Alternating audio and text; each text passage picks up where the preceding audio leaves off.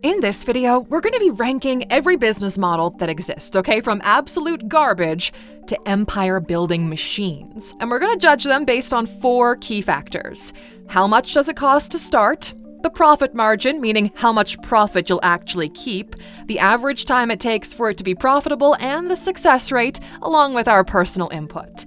We're going to rank them starting from the F tier, with the ones that are basically trash and a waste of time, all the way down to the most profitable ones that generate hundreds of millions of dollars a year. So without further ado, welcome to Alux. Let's dive in. Now, we're starting off today at F tier. These are the ones that are almost guaranteed to fail, and we first got multi-level marketing. Probably no surprises there, right? Now, the main idea of an MLM is that you're paid commissions from the sales of the people you bring in, and the people they bring in, and so on and so on. And that is mathematically doomed to fail. Let's say you join an MLM and bring in 5 people, and each of them brings in 5 more, and so on. If only 100 people do this in parallel, you'll run out of people on Earth in like 13 steps. So let's look at the numbers. The startup cost is usually between $100 up to like $5,000 because you have to buy a starter kit or inventory or whatever nonsense that particular MLM is selling. As for the margin, well, in most cases, it's around 0% for pretty much everyone, because most people not only don't make a profit, but they actually lose money in unsold inventory. According to the Federal Trade Commission, the success rate of your average MLM enjoyer is less than 1%. So MLMs go straight into F tier, total garbage, avoid at all costs. Next on our list, and still in the F tier, are life coaches with no actual experience, okay? Go on Instagram and search for #lifecoach and you'll find millions of posts. No credentials, no proven results, no case studies, just people giving generic advice and calling it a business. The model is simple, okay? They charge by the hour based purely on their personal brand. And if you've got no brand, you've got no business. Let's look at the numbers though. For the startup cost, you've got a few $100s for a website and a logo. The profit margin is technically above 90% because it costs you nothing to be on a call.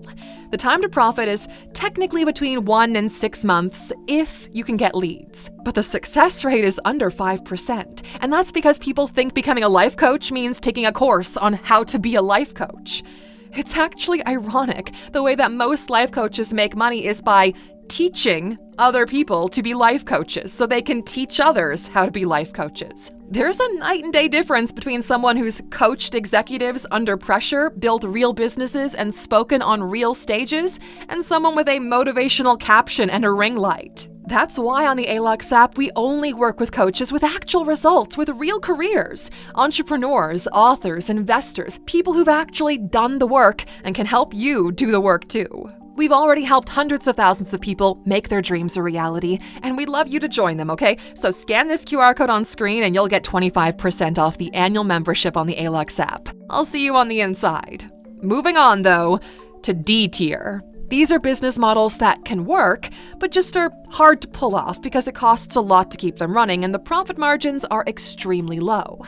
The first model here is restaurants. Now, restaurants operate on transactional sales, right? You exchange time, ingredients, and staff labor for single orders. It's labor-heavy, inventory-heavy, and location-dependent.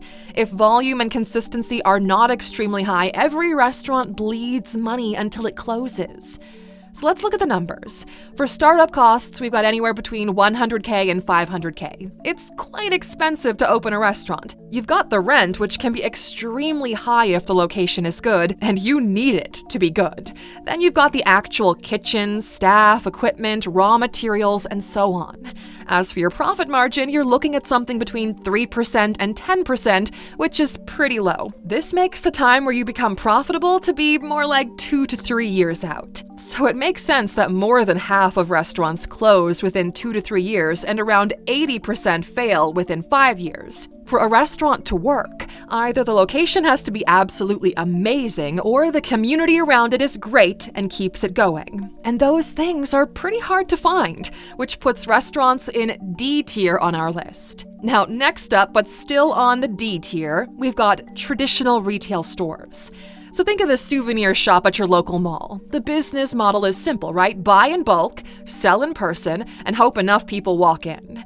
You carry inventory, you pay rent, but you're locked into one physical location. Startup costs range from $50K to $250K, and the average margin is just 5 to 20%. As for profit, honestly, nobody knows. We still don't understand how some of these stores are still standing. Almost every major retailer is closing physical locations or going online only. So good luck trying to compete with same-day delivery and constant online discounts. And lastly, on the D tier, we've got small-scale manufacturing, or in other words, almost anything handmade. Think custom furniture, artisan food products, in-house clothing production, basically anything where you are making the product yourself instead of drop shipping it. We'll get to drop shipping soon, don't worry. So this model means that you are the founder and the factory. As for the numbers, well, they vary a lot because there are so many businesses in this category, but here's the average. Startup costs range from $10K to 6 figures depending on tools, space, and materials.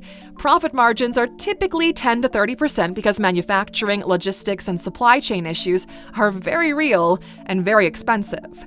Time to profit, at least 1 to 2 years. As for the success rate, it's fairly low, and that's because you're competing with a similar model in A tier, which we'll get to soon. Now, there are 2 ways to make this business model work, though. 1, you own a hyper niche market, okay? You're the only person making that one specific thing and people come to you for it. Think of niche hobbies like, I don't know, falconry. High prices, pretty much zero competition. Or, secondly, what you make is literally the best in the world. Think handmade Japanese chef knives, crafted over weeks. The ones that chefs wait months to get and happily pay thousands of dollars for in advance. Now moving on to C tier, we've got businesses that usually rely heavily on trends or razor-thin margins. And we're starting off with everyone's favorite pastime, side hustle, dropshipping. Now, the only reason we're putting dropshipping here and not in D tier is because unlike small-scale manufacturing where you have to actually know how to make the stuff, dropshipping requires, zero skill. You sell products you've never seen to customers you will never meet. And the process goes like this, okay? You list products online, usually from China. When someone buys, the supplier ships it directly. You never handle the inventory. All you have to do is ads. Lots and lots of ads. So let's run the numbers. Startup cost is $500 to $5,000, with most of that going into advertising. The average margin? Well, 5 to 10% unless you go viral on TikTok with your one product store, which in that case, it might be 30%. As for time to first profit, you're looking at around 3 to 6 months, if any at all. After that, if what you're selling is profitable, it is 100% going to get copied a million times, and it's a race to the bottom from there. On paper, dropshipping looks like easy pocket money, and it can be if you're good at running ads and finding a product market fit. But if that's the case, there are better models to use those skills with. Now, next up in our C tier list, we've got print on demand. So the process looks like this, okay? You create art that can go on clothing, mugs, prints, whatever. You upload said art to platforms that handle production and shipping. You earn a commission per sale, often pennies. So let's run these numbers quickly, okay? Startup cost is non-existent, or whatever you use to create your designs. Average margins, 10 to 30%, but we're talking about very cheap products here. Time to profit depends entirely on your designs and niche. Could be a few months, could be never. The reason this sits in C tier is because it has zero barrier to entry, okay? Anyone can upload a design, which means millions already have. It's a race to the bottom on pricing and originality. It's less of a business and more of a college side hustle that makes $30 a month, if that.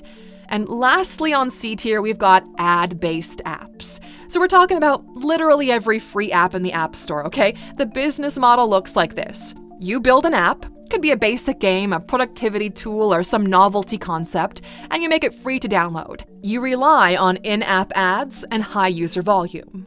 Let's run the numbers, okay? Startup cost is surprisingly high. You're looking at a couple of grand to over $100,000. And that's because even a basic app that does literally nothing still needs development time, server costs, maybe even a bit of UX design. So for the average margin, well, technically it's high because software is cheap to deliver. However, the real net margin is often between 5 to 15% because you make low ad revenue per user compared to housing costs, and people don't usually stick around for too long. That also means that if you don't make a profit in your first year or two, it's pretty much bye-bye, which makes the success rate below 5%. Most free apps never make meaningful money and die quietly with 1,000 downloads and like $6 in ad revenue. So why isn't this an F tier? Well, because of scalability. In theory, if you build an app that attracts millions of users, even small revenue can turn into real money. Flappy Bird was making like $50K per day at its height, so even if it's not a great business model, it's not necessarily a dead end either. Alright, with that, we're now on to B tier. So from this point forward, every model is reliable, profitable, and often the fastest way to start making money when you're starting from scratch. And we're starting off with freelancing and consulting. You sell your time or skills either per project or a recurring basis, and you land ongoing clients. Let's run the numbers, okay? So startup cost is zero because it doesn't cost anything to make an account on a freelancing website. As for margins, you're looking at easily above 90% because you have very little overhead besides whatever software license you might need. Time to first profit is immediate to up to 3 to 6 months. As for success rate, well, this is where things become interesting, okay? So according to a recent Adobe study, 1 in 4 US-based freelancers earn 6 figures or more per year. That's pretty good. We actually worked with dozens of freelancers over the years, and we still do. These illustrations, along with a couple of our courses, were designed by the same freelancer. We've even got a course called Freelance Mastery, specially designed to help you start your freelancing journey, which you can find at alux.com/freelance if you're interested. Now, still on this B tier and a step above freelancing, we've got the agency model, which is essentially still freelancing, but now you've got employees. So some freelancers like to remain solo for better flexibility and not having to deal with people. Others opt to go a step further and start building a team either for straight-up manpower or to add complementary skills for a more complex project. Let's run the numbers real quick. So startup cost is $1,000 to $10,000 because now you may need an office, some extra tools, and other expenses. As for the average margin rate, you're looking at 20 to 40% after costs because now you've got to pay your team as well. Time to profit should be similar to the solo freelancer, so immediate to up to 3 to 6 months' time. As for success rate, still pretty similar to the solo freelancer. And lastly, on the B tier, we've got local services. Things like cleaning, landscaping, repairs, and so on. Because here's the thing, okay, we've got too many podcasters and not enough people who can wire a house without burning it down. Local services offer location-based physical services, often with a recurring element. It's labor and logistic heavy, but the demand is evergreen, all right? So let's run the numbers. Startup costs between $2,000 and $15,000 for gear, transportation, tools, and marketing stuff. The average margins? 20 to 50% depending on scale.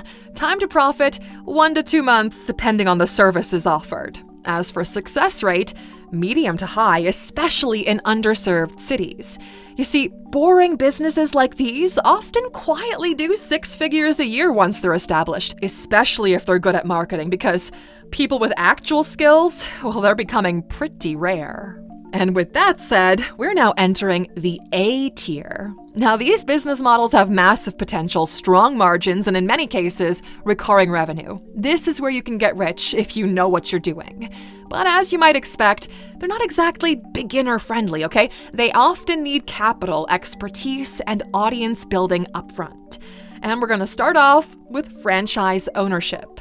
Now, you pay to operate under a proven brand, usually with exclusive territory and support. And you get everything you need, from systems, supply chains, and marketing tools. Let's run the numbers. So startup cost, as you would expect, extremely high, like $50K up to millions of dollars. As for margins, well, on average, a franchise will net you around 10 to 20%, and it's gonna take around 1 to 2 years for it to become profitable, depending on your location and category. Now, as for success rate, well, more than 85% of them will survive 5+ years, which sounds almost too good to be true. But in this case, it actually is true. But here's the fine print. You can't just buy 10 Chick-fil-A's and print cash. Top-tier franchises approve fewer than 1% of applicants. They check for operational experience, management capability, and whether your proposed location even makes strategic sense. And you can even get fired if your performance drops. But still, high success rate, built-in systems, and the power of brand trust makes a franchise ownership a solid A-tier model. Next up, digital products. Now, this is one of the most scalable and profitable business models in the world, okay? And it typically comes in 2 forms, each with its own level of complexity and path to success. First, let's talk about audience-based digital products. Things like courses, subscription content, paid communities, anything where you're packaging knowledge, access, or insight and selling it to people who trust you. And to make this work, you need a loyal audience, a clear value promise, and a product that's genuinely worth paying for. So let's run the numbers real quick. The startup cost. This is kind of hard to pinpoint because there are 2 parts. First of all, audience building, which takes years of consistent content and engagement. And then product creation, which can range from a few $1,000s to a few hundreds of thousands of dollars, even millions, depending on scale. As for margins, 80 to 95% for things like courses or ebooks. For more complex, ongoing platforms like our Alux app, margins are lower due to continuous development and operational costs. Time to profit, well, anywhere from immediately to 3+ years, depending on how strong your audience and value propositions are and how complex your product is. It's obviously much easier to make an ebook profitable than it is to make an app. The success rate, well, it's directly correlated to trust and reach. If your audience trusts and values what you're doing, the success rate is high. Then you've got technology-based digital products. Things like plugins, automations, add-ons, essentially digital tools that people use in their work. Think of things that save time or improve workflow. But the numbers here, well, they look a little bit different. The startup cost is usually low, between $2,000 to $3,000, because in most cases, you are building these things yourself. The margins are about the same, about 90%, so extremely high. The time to profit, well, if you build for an existing niche or audience, 1 to 3 months. If you're going more broad, well, expect 6 months to a year to gain traction. A great example are creators in photography of video who sell their own LUTs, preset packs, or After Effects plugins. Digital products are always going to be A-tier because you build them once and sell them forever. High margin, low overhead, high scalability. And lastly on our A-tier list, we've got direct-to-consumer e-commerce brand. This is where you manufacture or white label a product, build a brand, and sell it directly via your own website. It's inventory-based, but allows customer loyalty, repeat business, and premium pricing. This is the better version of the small-scale manufacturing from D-tier. So how is this one different? Well, you outsource production, which unlocks scalability while you focus on branding and marketing.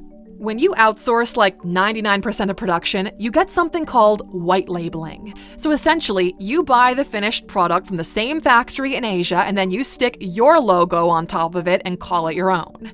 That's how every influencer has their own lipstick, protein bar, and clothing line. When you outsource most of the production and finish the product in-house, you call it high fashion. That's how a $12 bag from China becomes a $4,000 bag made in Italy after the final stitching.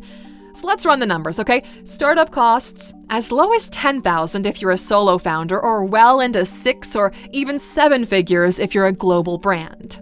Margins between 30 to 60% depending on pricing power and supply chain. Time to first profit? Well, typically 6 to 12 months depending on product market fit and spend. But only about 10 to 20% of these businesses will reach long-term profitability. However, Take all of these numbers with a grain of salt, Alux, because the reason direct-to-consumer brands are so powerful is because they have huge marketing behind them.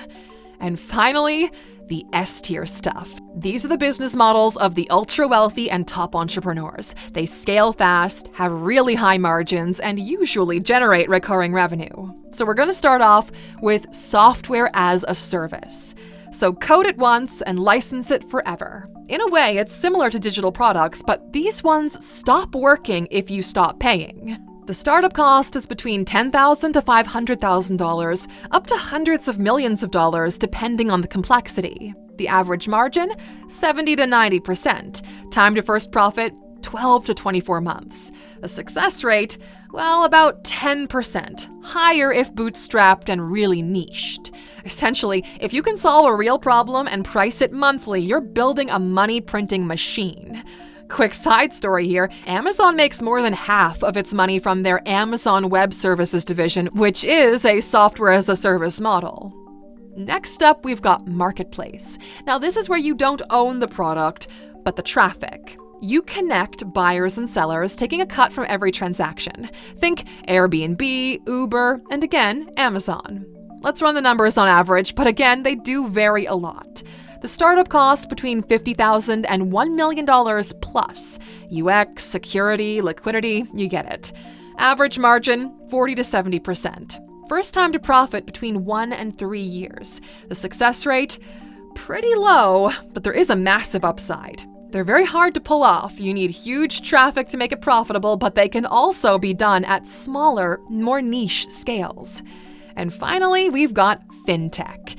Now, you build the infrastructure, payments, wallets, investing tools. You profit via small fees at scale, often recurring or baked into usage. It requires regulatory knowledge, but offers insane upside. Now, if all of these models can technically be done with a very small team, fintech is a bit of a different beast because it's not exactly easy to build such a thing. It has a very low success rate, takes years and years to be profitable, and you need a huge infrastructure behind it to make it work. But we had to add it here, okay, because when it's done well, it's so good. And this is our tier list for almost every business model out there. There are a few more things, like SVODs, which stands for Subscription Video on Demand, like Netflix, but we're talking literally billions of dollars in startup costs alone, so yeah, maybe for another video. But until then, we hope you found this one valuable. We'll see you back here next time. Take care, my friend.